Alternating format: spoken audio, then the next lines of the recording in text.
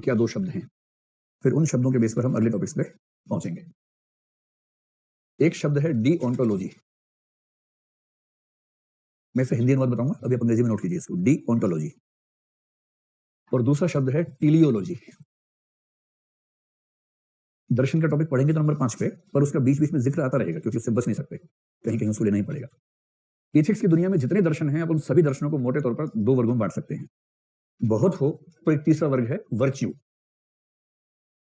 डीओंटोलॉजी की स्पेलिंग है DEONTOLOGY, टीलियोलॉजी है TELEOLOGY, और वर्च्यू है VIRTUE, वर्च्यू। ठीक। डीओंटोलॉजी को हिंदी में कहना हो तो जो आतंकवादी लोग हैं वो बोलते हैं परिणाम निरपेक्षवाद।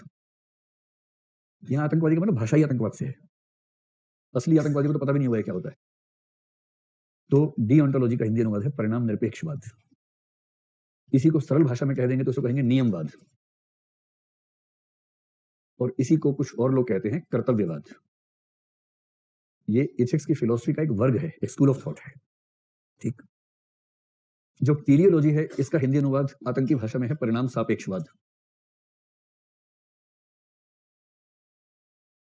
और कुछ लोग इसको आसान करने के लिए बोलते हैं परिणामवाद। हालांकि दर्शन में परिणामवाद का मतलब कुछ और होता है, लेकिन जीएस में इतना घपला चलता है, अब धूमधाम से इतना घपला कीजिए, कोई समस्या नहीं है, परिणामवाद। ठीक। अंग्रेजी में भी इसके लिए एक शब्द है कॉन्सिक्वेंशियलिज्म, वो भी चलता है, लेकिन मेरे ख्याल से आपसे पूछेंगे तो शायद ये पूछेंगे, आप एक शब्द चाहे तो नोट कर लें, कॉन्सिक्वेंस से बना है, कॉन्सिक्वेंशियलिज्म। तो ये लगभग वही चीज होती है, टीलियोलॉजी या कॉन्सिक्वेंशियलिज्म। ठीक है, हिंदी में परिणामवाद, परिणाम सापेक्षवाद, वही बात है।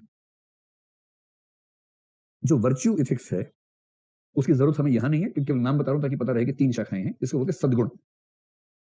मध्य प्रदेश पीसीएस ने पिछले पेपर में पूछा है कि सद्गुण क्या है, व्हाट इज वर्च्यू। तो वर्च्यू मूल्य जैसा ही मामला होता है, हम 2 या 3 दिन में इसको समझेंगे विस्तार में। ठीक। अब आप मुझे ये बताएं कि झूठ बोलना पाप है कि पुण्य है। अब देखिए 2 ही दिन में आप लोग इतने सियाने हो गए ना, प्रश्नों का सीधा जवाब नहीं दे रहे मुझे। जबकि 2 दिन पहले आप बड़े सरल व्यक्ति थे और प्रश्नों का सीधा जवाब दिया करते थे आप लोग। जी, परिस्थितियों के अनुसार। क्या बात, गजब। 2 ही दिन में देखो, मेरी बिल्ली मुझे को म्याऊं एकदम। चलिए कोई बात नहीं, ठीक है, फिर तो कुछ कहने की बात ही नहीं है। 2 तरह के लोग हैं दुनिया में। आपने देखा होगा कि आपके घरों में कुछ लोग होते हैं उसूल के पक्के, नियम के पक्के। जैसे कुछ ऐसे होते हैं कि मंगल को व्रत रखना है तो रखना है, चाहे कुछ भी हो जाए।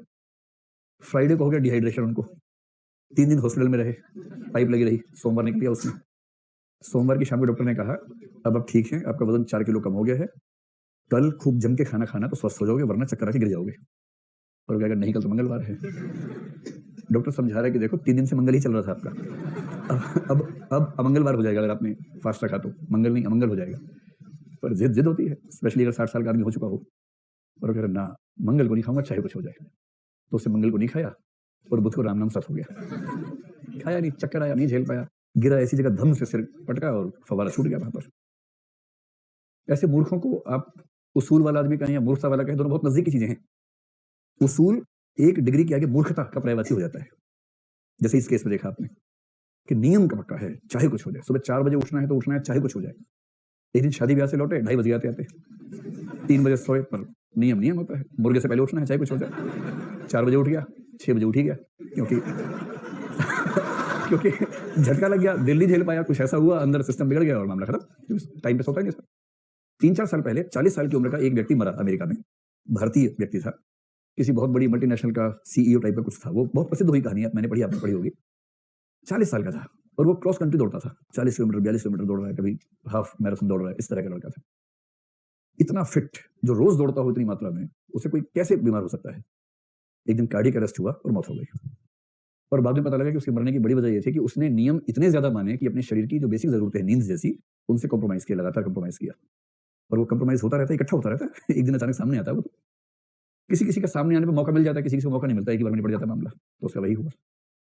तो दुनिया में एक तरह के लोग तो वो हो गए नियम के पक्के, वो लोग ये वाले हैं। नियम पर ध्यान देना है, नियम पर बस। ठीक। बाकी है समझदार लोग दूसरी तरफ। जैसे आप सबने जो मेरे प्रश्न का जवाब दिया, वो इसी बात का संकेतक है कि आप लोग इस विचारधारा को मानने वाले हैं। इनका मानना है कि क्या ठीक है क्या गलत है, इसका फैसला उस कृत्य के परिणाम से होगा, किसी नियम से नहीं होगा, परिणाम से होगा। तो जैसे मैंने आपसे कहा कि झूठ बोलना पुण्य है कि पाप है, आपने कहा परिस्थिति से तय होगा। जिसका मोटा मोटा मतलब यही है कि अगर झूठ से किसी की जान बच रही है तो झूठ अच्छा है। जैसे दाग अच्छे हैं, झूठ भी अच्छे हैं। ऐसा क्या है? ये दाग भी अच्छे, झूठ भी अच्छे, इसमें क्या है? भाई अगर बच्चों के खेलने से, मिट्टी में खेलने से बच्चे खुश होते हैं और कपड़े गंदे होते हैं, तो दाग अच्छे हैं। अगर आपके झूठ बोलने से किसी का खून थोड़ा सा बढ़ जाता है और समाज का नुकसान नहीं हो रहा है, आपका एक दोस्त एंग्जाइटी डिप्रेशन का शिकार है क्योंकि उसकी पढ़ाई कमजोर चल रही है, आपने उसको झूठ-मूठ कुछ-कुछ बोल के खुश कर दिया, उसका टेम्परामेंट थोड़ा बेहतर कर दिया, झूठ बोला आपने। उसने एक आंसर लिख के दिखाया, बहुत रद्दी सा लिखा, पर आपने उसकी इतनी तारीफ कर दी कि उसे कॉन्फिडेंस आ गया। ऐसा झूठ बुरा है कि अच्छा है? तो अच्छा है, ऐसा झूठ क्यों कोई बुरा मानेगा? पर ये वाले मूर्ख इसको बुरा मानेंगे। और ये लोग कहेंगे कि कोई कृत्य नैतिक है नहीं, इसका फैसला केवल परिणाम से होगा।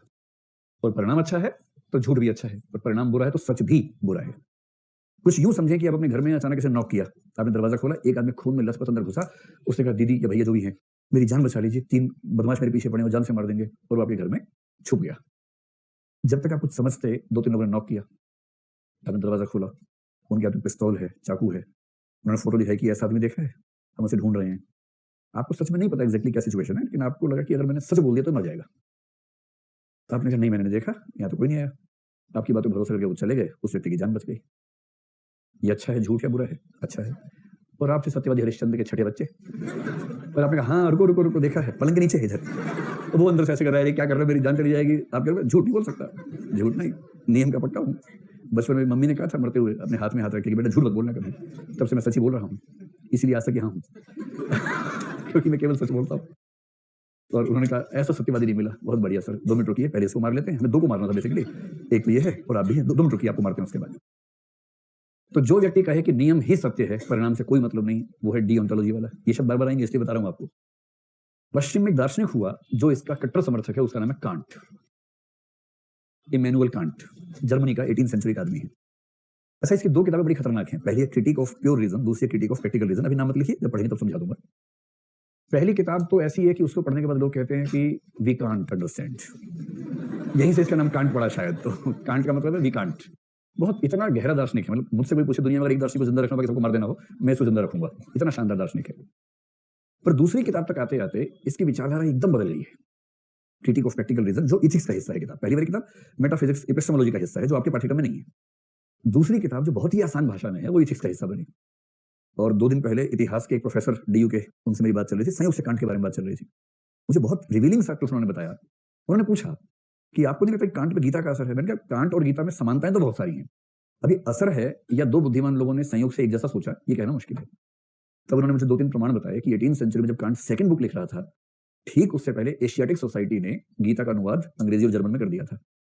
और इस बात के प्रमाण है कि कांट एशियाटिक सोसाइटी से कनेक्टेड था। तो मैंने कहा अगर ये है फिर तो थियरी चेंज हो जाएगी, क्योंकि इसके विचारधारा पे गीता से इतनी नजदीकी दिखती है। जैसे गीता कहते हैं ना, कर्म किए जा फल की चिंता मत कर, फल परिणाम की चिंता मत कर, कर्म किए जा। तो भारतीय दर्शन में गीता डीओंटोलॉजी के आसपास है, एग्जैक्टली वो नहीं है। कांट तो पक्का डीओंटोलॉजिस्ट है, गीता उसके नजदीक है। हम पढ़ेंगे, दोनों की तुलना पढ़ेंगे तब समझेंगे। पश्चिम में जो सबसे प्रसिद्ध हुए इस विचारधारा में एक बेंथम, एक मिल, 2 व्यक्ति बहुत प्रसिद्ध हैं, दोनों उपयोगितावादी हैं। यूटिलिटेरियनिज्म एक विचारधारा है, उपयोगितावाद उससे समर्थक है। उपयोगितावादी लगभग अनिवार्यतः सुखवादी होता है और सुखवादी अनिवार्यतः टीलियोलॉजिस्ट होता है। ये लिंक आपको समय के साथ समझ में आ जाएंगे।